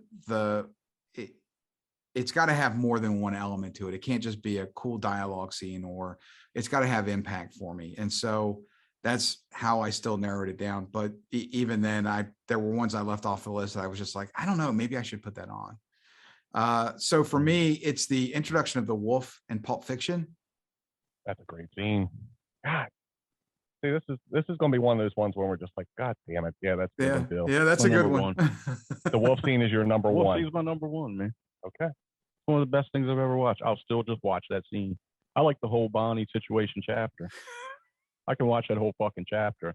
And of course, yeah, I don't know. Yeah, go ahead. Damn, Jimmy, this is some good coffee. I don't need you to tell me how good my coffee is, Jules. You gotta tell me about the dead N-word in my garage. Yeah. I'm with No. It's fucking good. It is good. I'm on this shit. But and one of my favorite parts is like the first time I watched this movie with the dude Tom I used to work with at the fence place. He was old, so not old, but he'd stop by just to escape. And we watched Pulp Fiction the first time he ever saw it. And the part that made him laugh the most during that scene was when they got done the car and he came in to look at it and he goes, "Let's not start sucking each other's dicks just yet, fellas." And it just made him laugh, and now it always makes me laugh because he's right. And he didn't even just said it's so cool. That is the coolest character ever. Maybe the wolf. It'd be like the wolf, Fonzie. Who else you got that could be that fucking cool? You know what I mean? Jake Ryan. Great scene. The part of the scene that I like the best though is when he shows up at the house and they're having that conversation in the kitchen, and apropos of nothing, he takes a sip of coffee and he just holds it up like, "This is some good coffee." Yeah. It's too fucking perfect, man. That whole reiteration of the whole chapter. Like, I hated just pulling the wolf at the door out because the whole thing from the opposite side of the fucking Ezekiel 25:17 scene. You get to see the Alexis, or what's her name, the Arquette trans fucking kid in the bathroom. Yep. That dude's a girl now, right? Was Yes. a girl. Now it's back to a dude. No, it's dead. Oh, he's dead. Oh, okay, good. Anyway, I didn't mean good. She is dead. Okay. Oh, he's dead. Yeah. See, that's where I fucking. That's why the show's called B.A.F. As I'm binary as fuck. There's nothing. I work on it. I promise. I'm not proud of it, but that's how fucked I am. It's just how we think. Exactly. All right. All right. You want me to God damn it. go? I want to get mad, but there's too many. Like, I'm like, I don't care. Yeah. My 4, like, honestly, I went between the 3 and the 1. So now my 3 is probably, why didn't I put that at 1? Yeah. But anyway. No, the Wolf's a great scene at 1. I'm fine with it. I am. I'm fine with it. I'm fine with them anywhere. There could have been a wrong. Okay, go ahead. All right. I'll go next. My number 4 Yeah, go ahead. comes from Once Upon a Time in Hollywood. All right. It's the Bruce Lee, Brad Pitt. That was fight almost scene. my 4 because I was juggling what I had to put it for, and that was one of them. So that is a fun fucking scene. It's perfect. Yeah. And if you got Brad Pitt fever, Who the fuck dented my car? Yeah. This little bastard when I threw him into it. Yeah. So He's good. just so fucking cool. That's whole one of the movie. coolest characters ever. Yeah, that for fucking sure. Brad Pitt character, Once Upon a Time in Hollywood. I'm glad I came around on that movie because when it first came out, I didn't like it, as you remember. Yeah, and I've come full circle on it now. It's one of those, like Tarantino movies are like that anyway, because if, for example, Pulp Fiction, probably my second favorite movie ever. It's, I forgot what I was going to say. It's so fucking good. But I forgot what I was going to say. I swear to fucking God. Yeah, but the first time you watch that movie, if you miss any of it, you're lost. Yeah. Oh, that's what it was. The first time I watched it, I didn't give a fuck. Like, there was funny parts, but I was confused by the end. You just didn't put it together. No. And I was watching it with a girl, which really fucked it up. It took that second watch. We rented it. So the following morning, on a Saturday, I watched it by my fucking self, and I couldn't tell. Greatest fucking thing I ever saw by myself. Awesome. And then I've been fucked. And then I might have watched it 2 more times before I took it back, because you get it on Friday. No, I had to take it back. Yeah, it's 2-day rental. Yeah, I can take it back on Monday. I want to pay that late fee. But the thing is, that did prepare me for Tarantino movies. Right. So when you didn't like it so much, I was like, I don't know. I know I'll be able to watch that a bunch of fucking times. And now when I'm passed by, because it's on Stars. And I can't watch every Tarantino movie a bunch of fucking times, but there's 3 or 4 I can, Pulp Fiction, whatever. Yeah. Especially the Bonnie situation. It's one of the greatest fucking things ever. Where are we at? Oh, it's your number 4. Number 4. Yeah, I did of all the ones I had to pick from. I took the cop torture scene in Reservoir Dogs. That's my number 2. Just because of the Mine too. the savagery. It's so fucking good. Just the way everything about it. The fucking song. Can you hear that song and not think of that scene? That's my number 2. If you ever I was telling my wife that. Yeah. If you've ever seen that movie, even if you didn't like it, if you hear Stuck in the Middle with You, you will think about that fucking cop. And you always think about, it's not even the ear getting cut off. It's the fucking gas he throws in it. You're like, God, that had to fucking hurt. While he's dancing. Yeah. And he's dancing because he's dancing around. Yeah. And then talking into the ear after he cut it off. Yeah. Come on, man. Oh, good. I got to knock out one of your high ranks with my 4. You sure did. Okay. Number 3, Mel. Go ahead. Damn, Jason, you and I both had that one ranked at number 2. That's a rare moment of conformity for us. There we go. Another fucking love fest. But you know what? Tarantino's too good to bash on any of his fucking scenes. No. So go ahead. All right. Now, this is where I'm going to hear some shit because I picked the House of the Blue Leaves from Kill Bill. Starts with the Crazy 88 and ends with Oren Ishii. And it's just going to pick it. Jason called it. He said, I called it. You didn't say number 1, but you said he'd pick it. And I was like, no way. Of Not course. that it's bad, but yeah. And I did see that. I did find out it is called House of the Blue Leaves, that scene, because I was looking at scene titles and shit. From beginning when she walks into that place to all the way through to when she fights Oren Ishii at the end. I mean, that's half the movie, but it's just fucking great. Every bit of it is awesome. Absolutely. I do like how she rolls that bitch down the hill at the end. At the hospital, she rolls her down the hill. You're like, God damn. With one arm. Yeah. God damn it. It's another love fest, but like, again, I don't care. I don't care. I was curious to hear what the differences were. How often you get around, sit around, just, you have to talk We're talking about Tarantino. Exactly. I'll do who's it? What was it? My number 3. Your number 3? All right. My number 3 comes from Django. Okay. And there's a lot of great moments in fucking Django. Okay. I only saw it once, so I can't. Really? Same. I think you've both only seen Django once. It didn't grab me as a rewatch. Oh, you should rewatch it. All right, I might. I don't know. All right. Well, there's a moment right in the beginning of the movie after he gets freed by Christoph Waltz, where they're in a bar. Yeah. They go into the bar, and the black man, or he brings a black man into the bar. Yeah. The guy, he tells him to go get the sheriff, not the marshal. Yeah. Sheriff comes, he shoots the sheriff. He says, "Now you can get the marshal." Yeah. And he runs off and gets the marshal, and they both come out with their hands up, surrounded by the town. He explains the whole situation to him, why he shot this man, and at the end of it, he goes, "So, Marshal, you owe me $200." That's funny. Makes me laugh. Of all the scenes in Django that are great, that scene makes me laugh every fucking time. I love that scene. First of all, it's a bad motherfucker. He could pull anything off. And the thing is, why Tarantino had to go find him was for that Hans Landa role. Yep. Because he was fluent in English, German, Italian. Like, he speaks he's a European actor that's a bit. And now he's our guy. Yeah. We stole it. But that whole movie, you got the KKK mass scene. You got when Leo catches on to their scheme at the end scene. But that scene is the one I'm going to pick out of that movie. So. Can I guess something, Mel?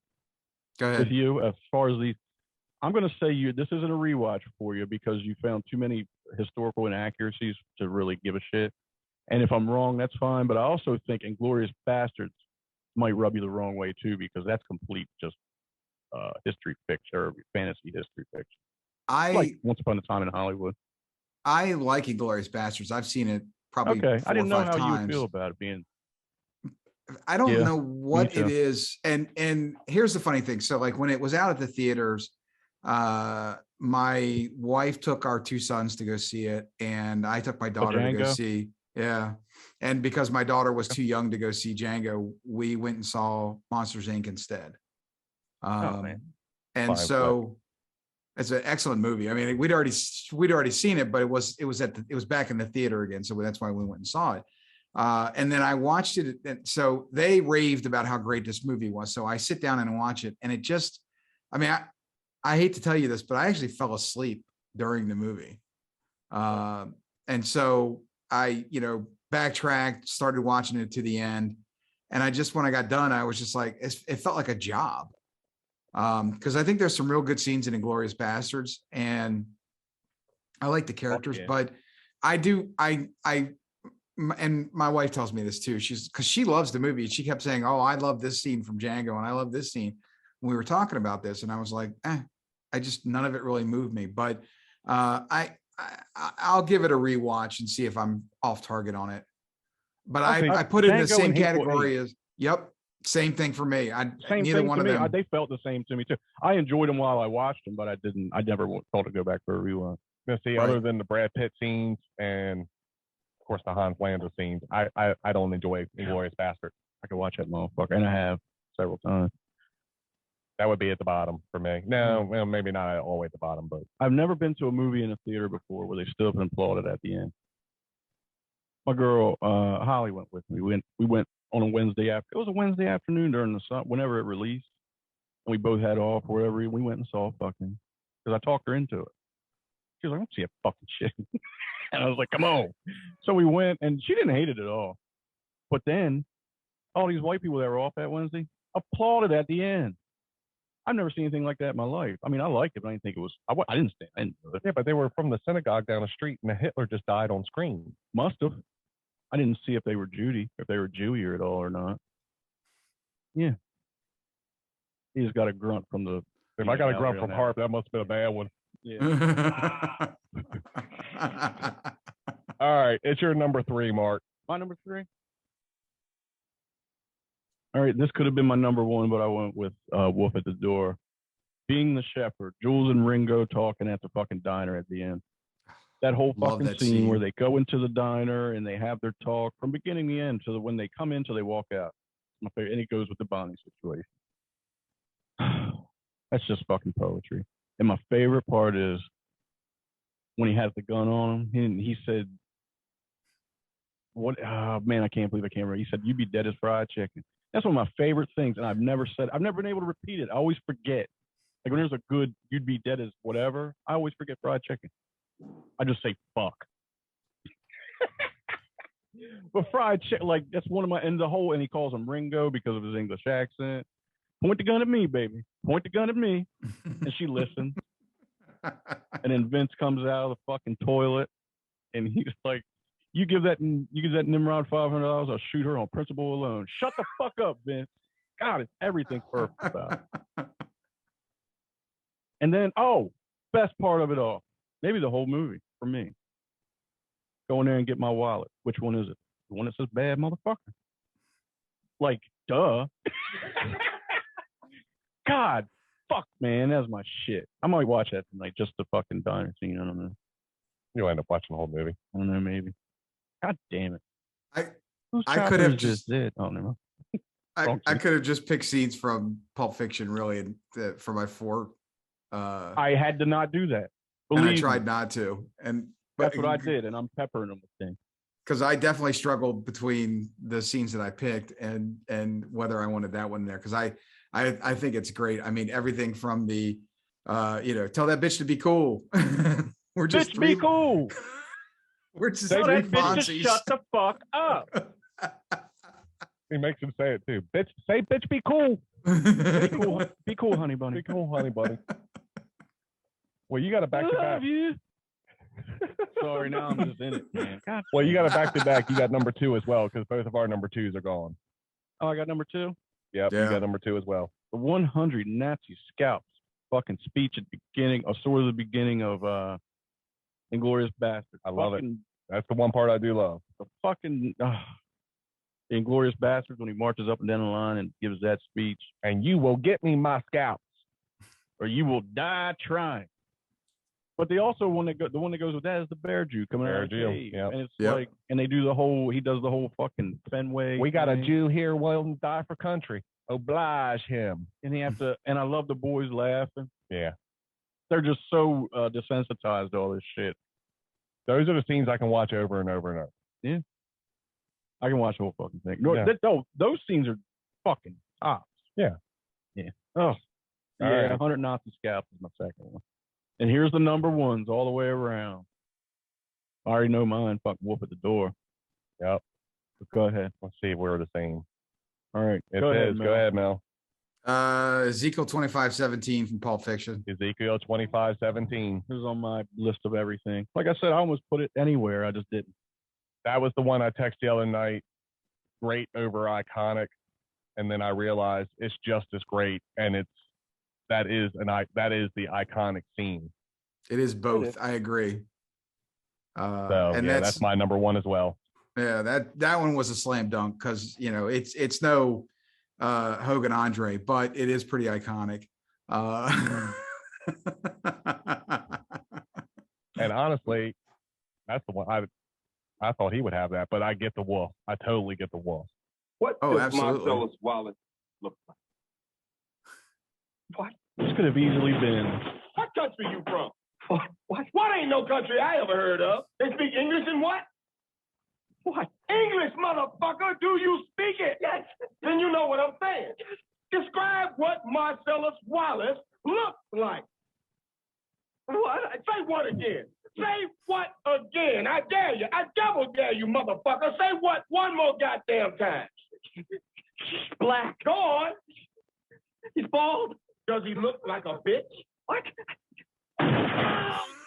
Does he look That's so good. like a bitch? No! Then why you try to fuck him like a bitch, Brett? Yes, you did. Yes, you did, Brett. You tried to fuck. And Marcellus Wallace don't like to be fucked by anybody except Mrs. Wallace. You read the Bible, Brett? Yes. Oh, there's this passage I got memorized. Ezekiel 25:17. The path. Oh, we can't do this. We can't put this on YouTube, man. Can you get rid of this? This music is more likely to get flagged than this is. Blessed is he who in the name of charity and goodwill shepherds the weak through the valley of darkness. For he is truly his brother's keeper and the finder of lost children. And I will strike down upon thee with great vengeance and furious anger those who attempt to poison and destroy my brother. And you will know my name is the Lord when I lay my Pondy. God damn. That is just good shit. I thought you'd have it. I just wanted to avoid it all, and I was like, that's obvious. It's like, it was that obvious. I should have probably picked it.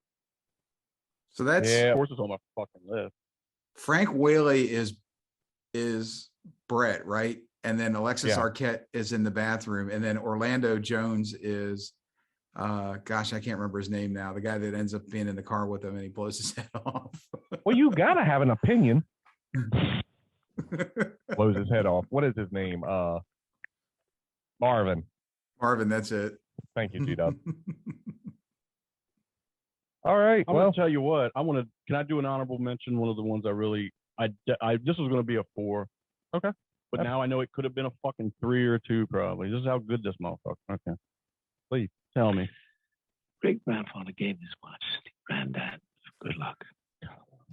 Yeah. Unfortunately, Dane's luck wasn't as good as his old man's. Dane was a Marine and he was killed, along with all the other Marines at the Battle of Wake Island. Granddad was facing death. He knew it.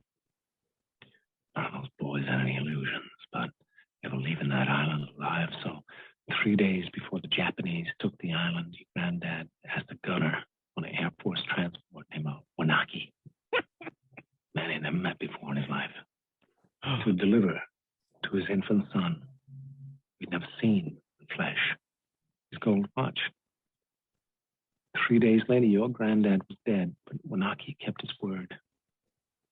After the war was over, he paid a visit to your grandmother, delivering to your infant father his dad's gold watch. I didn't hear the beginning. His watch. You know what? I didn't play the fucking whole one. I chose the small one. They didn't talk about the part where everybody kept it in his ass. No, that comes afterwards. That comes after that. Yeah, that's his dad was in Vietnam. To his father. So I thought, oh, you're right. Okay, let me keep going. Thank you. That's the only part I wanted to hear. His watch was on your daddy's wrist when he was shot down over Hanoi. He was captured, put in a Vietnamese prison camp. He knew that if the gooks ever saw the watch, it'd be confiscated, taken away. The way your dad looked at it, this watch was your birthright. He'd be damned if any slope's going to put the greasy yellow hands on his boy's birthright. So he hid it. In one place he knew he could hide something, his ass. 5 long years he wore this watch up his ass. Then he died of dysentery. He gave me the watch. I hid this uncomfortable hunk of metal up my ass 2 years. Then, after 7 years, I was sent home to my family. Now, little man, I give the watch to you. And the kid just snatches it. He's like, fuck you. Ding. And the best part, man, that's the part too where he looks at her and that whole scene where he realizes he doesn't have it in that hotel room. And he goes nuts. Talking about Bruce Willis. Oh, yeah. God, it's so good. Now, I'll have to go and watch Pulp Fiction. I know. Well, everybody should. You should watch that and Hamlet too at least once a year. It's not even a joke. It's very serious. Oh. Well, that was fun still. Yeah. You can either talk about shit we all really love or shit we love separately. I don't know. That's going to, fights got to happen organically. Let's just deal with that. And that fucking word. What am I going to tell you? You picked a fucking wolf. What the fuck's wrong with you? Wait, what am I going? You cussing Harvey Keitel, really, Mo? Really? Yeah. Yeah. We got some songs. You want to do songs? Yeah, go ahead and play yours. I actually did a Pulp Fiction song after watching all that shit. I also have a secondary song. Yeah, 2 songs this week. Yeah, I got 2 songs. I do. This is my Pulp Fiction. This is my Pulp Fiction tribute. Yeah, nobody picked this scene. Wedding and the old good wished him well. G-Dub did. You could see. Yeah, I mean, how could you be mad with this scene if it got picked? Yeah. And one of the best lines in the movie. She said, "That's how when you know you found somebody really special, when you can just shut the fuck up." And at that time in my life, I was like, she's right. I didn't know shit back then, but I was like, that's probably right. And now that I'm old, I'm like, she's so fucking right, man. Plus, he tells the whole story of Marcellus throwing. Oh, yeah. What's his name out the window? Yeah, Tony Rocky Horror. Tony Rocky Horror. That's at the beginning, yeah. when they first sit down. Oh, she goes, so you little scamps, when you get together, you're worse than a sewing circle. Yeah. God damn it. All right. That's my first one. That's the second tribute one, song. Yes, thank you. And this one is for the times. And it reminds me of a movie I really like. But I fucked it up. So let me try this again. All right. Oh, there it is. It's Joe Walsh.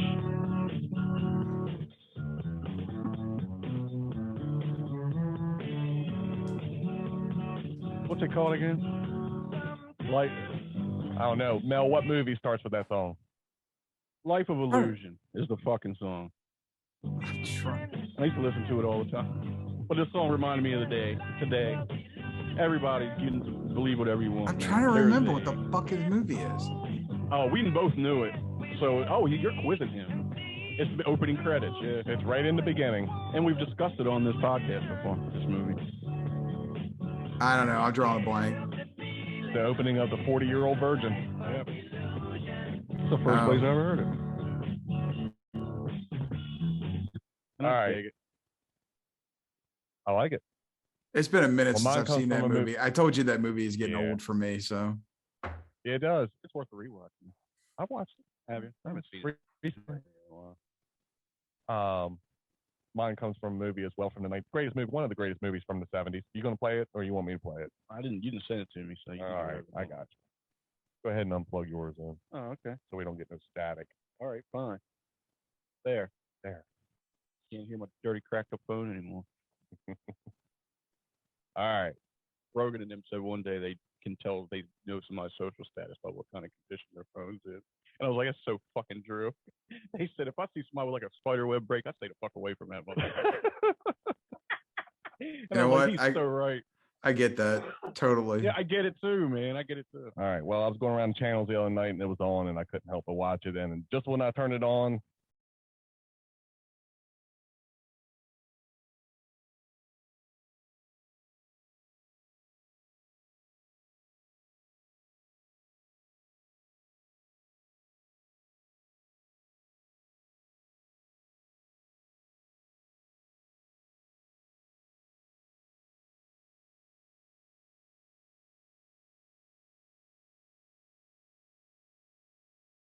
Smokey and the Bandit. Was it? So, I don't know. You know, they filmed Smokey and the Bandit and Smokey and the Bandit 2 pretty close together. Yeah. And then but that's 3, from the first Smokey and the Bandit. And 3 is horrendous. I don't know if you've ever seen it before. But I've tried to watch it. No, I can't watch it. The budget is so bad on that movie. I don't like the second one that much, but I love the first one. I don't think I've seen either one of them. I've never seen Smokey. I saw Smokey and the Bandit at the Tredaven 2 before it was the Tredaven 4 in oh no shit. In Easton. Yeah, it came out in 77. Yeah. So yeah, something. I was a kid and my parents went and saw that. It was rare occasion my parents would go see a movie, but we went and saw that movie. Goddamn right, had stars in it. How can you hate on Jerry Reed anyway? Yeah, really. He's the only one. He's in 3 Smokey and the Bandit 3 by himself, but they paid Burt Reynolds. Really? They paid Burt Reynolds to have a cameo in the movie. So at one point he has this hallucination that he sees the bandit. Oh my God. And that was it. That sounds horrible. It's bad. Good God. That's a premise. Like, that makes me think, like, how easy is it to write premises if that shit can get on? Right. It's all who you know. But it was all, they had the money in the name now. It's just like Cannonball Run. The first Cannonball Run made a ton of money, so they made Cannonball Run. B.L. Stryker. That pile of garbage. And B.L. stood for Burt and Lonnie. That's how fucked he was at that point. What was that? No, B.L. What? I just thought it was funny because thinking of a race car. Stryker Ace. But he did do B.L. Stryker the show, and he said it stood for Burt and Lonnie. I was like, what a fucking dummy. No, I just thought it was funny that they paid him to do a cameo. It's like, you know how Samuel L. Jackson has like billing in Deep Blue Sea, even though he dies like 5 minutes in. Exactly. That would be like Tarantino making a movie nowadays and paying the Ghost of Jules to show up in Pulp Fiction. That's stupid. Samuel L. Jackson dying in Deep Blue Sea is one of the funniest things that man has ever done, though. We're going to come together and we're going to fix that. And the shark comes up and just grabs him and brings him back. God damn. And they all just sit there and watch. They're just like, what the fuck? And black people ain't going to be that cool in that. That is a ridiculous movie, but it is so good. That's a good one. Those ridiculous movies that we watch, we know they're ridiculous. Oh, by the way, the question I sent y'all on Black Zombie, when I said I was watching a zombie flick, and after starting season 2, I'm offing myself. Oh, yeah. I'm not running house to house. Well, no. It's like dirt balls and all this fucking nope. shit and monsters. I'm just going to put one through the bean and be done with it. Nope. What if you're in there with your mom and she's like, you better not. Would you shoot your mom and then shoot yourself if she was trying to be if they're at the door, there's no way out. No, not even zombies. I'm talking about like regular ass people that can think and shoot their way into your house and all that. I don't know. I don't know how. Shoot my mom anyway. She'd slow me down. Shit. Well, everything's everything's fine now. Like you got to get the guns. Like it's just like Walking Dead in that point because you need bullets, you need guns, you got to be thrifty. Yeah, she's going. Really? Yeah. Or just would you have to trick her into it? I'd rather take her out than watch somebody torture her or something like that. Yeah. Yeah. So. Because that's what they do in these. Yeah. Walking Dead and this fucking movie. Like the motherfuckers that are riding around with calls of terror are just. Yeah, they have catch her in the kitchen or something. Oh, mom, you dropped a paper towel. As soon as she turns around, and then do yourself. And then myself. Yeah. What if you didn't have the nerve to do so? That'd be fucked up. You have to. Yeah, you come to your senses after you do your mom. Be like, what am I doing? All right, fine. I'll fight. All right, I'll fight. Yeah. Fuck it. I'm not sure I'd kill myself. I'd rather be taken out, but I totally would kill my mom just because, again, she'd slow me down. Can't have a conscience in the pimp game. Oh, God. Damn. Man, I was listening to the Dan Carlin World War No II. such thing as halfway crooks. God damn. The Dan Carlin podcast, Hardcore History. It was letters from the British soldiers during the fucking World War II. Uh-huh. And there was a battle where it was all mud, and they had guys throwing down wooden planks so they could run them. And there was one dude that he was helping along the wooden planks. He was writing a letter, the guy that had to do it once he was out of all this shit. They're running, they're getting shot at. The one dude goes down and he gets stuck in the mud. And to be able to turn around, and he says in his letter, to be able to turn around and help him, I would have gotten killed. So I turned around and shot him and kept running. And I was like, good God. I'm like, maybe old white men were built for war. That's why they're allowed to run shit. You know what I'm saying? The generation, man. Yeah. They got beat as kids. They were tougher than shit. Did you think it was World War I or World War II? It was 1 or 2. I can't remember. Maybe it was 1. It's got to be 1. Because if you get to like the battle of the Somme, it's a motherfucker. Is it mud and all that shit? Yeah. Yeah, because when that dude, oh my God, when he says that, because as you're listening, it's well done because it just hits you. You're like, good God, you shot me. Guess you had to. Yeah, I mean, what are you gonna do? You're either gonna stand there and get shot, or you're gonna run and both. Yeah. Oh, you have no choices. Yeah, really. You want one dead person or 2 dead people? That's your question. That's right. Exactly. Like the bomb. Do you want 60,000 dead people or 1 million? Good God. All right. What's your song of the week, Mel? Oh, yeah, we got one more. That came from Eastbound and Down, by the way. That whole conversation came from Eastbound and Down. All right. Go ahead, Mel. What's your song this week, bro? I guess technically this comes from a movie, too. It's I was on a 90s alt rock music kick this week. So I was particularly the Lemonheads. So just for mass entertainment, I picked Mrs. Robinson, which is a good cover we didn't talk about when we talked about cover songs. Oh, man, that is 90s as fuck. Just a picture. Oh, let me plug this in. I got to plug this in. Oh, God damn it. Plug in your phone? I already did. Oh, I'm out. I got no mic, but there it goes. Yeah, I can hear you. I can't hear myself. That sucks. I don't know, man. There we go. I'm back. Not that I ever left, apparently. Maybe I had another freak out on my goddamn brain drugs. I need more pot. All right. Got to count it. What movie? It's gone again. You can hear me. We can hear you. I'm back.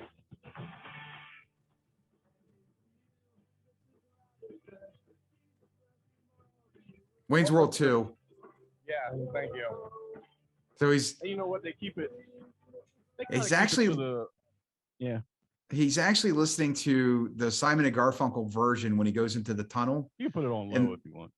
And then when he comes back out of the tunnel, that's when they're playing the Lemonheads version of that song. Okay. They didn't leave it. They just modernized it without going crazy with it. It's not bad. Right. Good rhythm to it. Good guitar work. And they do show the in the video you'll like to know. They show Dustin Hoffman. They show movie clips from that movie. That's The Graduate. The Graduate. Yeah. Which, by the way, when you get all ready for that fucker in the '90s, you're like, man, it's nothing. So now, you know, it's when you're a child of '80s movies. I can see it for the time though. Yeah. Oh yeah, definitely. But the idea is what's erotic, not right. Not I mean, but you make that movie in the '60s. Who was the bro? Oh, Anne Bancroft. Anne Bancroft. Thank you. Really? Good for her. She's married to Mel Brooks. Really? What a weird little guy. Milwaukee is up 13 right now in Atlanta. And Tampa Bay is up 1 on the Islanders. Oh, come on.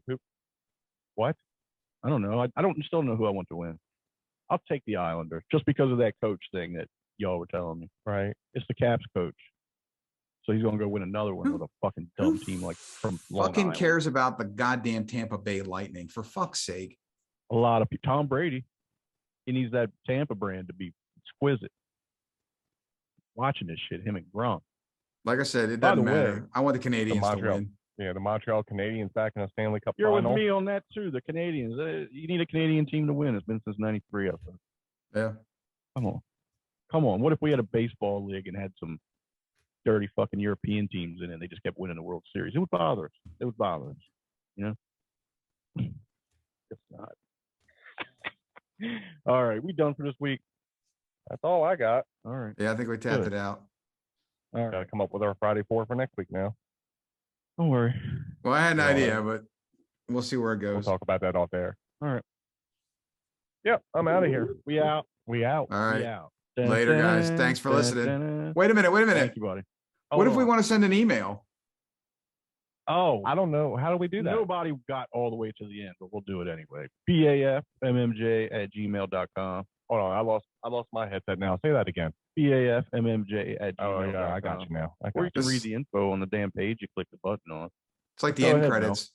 It's like the end credits. BAFMMJ@gmail.com. Exactly. That's all we got. That's all we got.